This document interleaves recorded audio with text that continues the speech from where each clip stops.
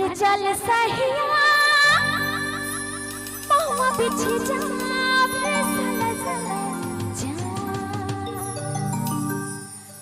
अरे राहो है गाने बनावे सहिया अरे नेहा ठाके तो चल बनावे अच्छा चलिया रवरेमन सुने लागी गुरुकमन यूट्यूब चैनल की प्रस्तुति।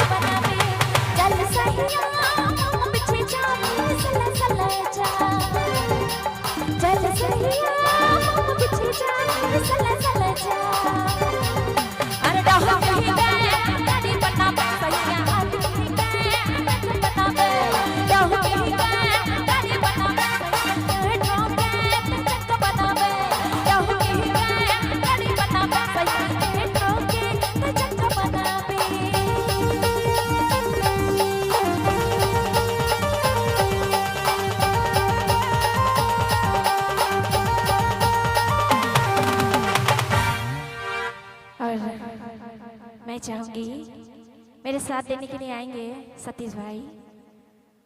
सतीश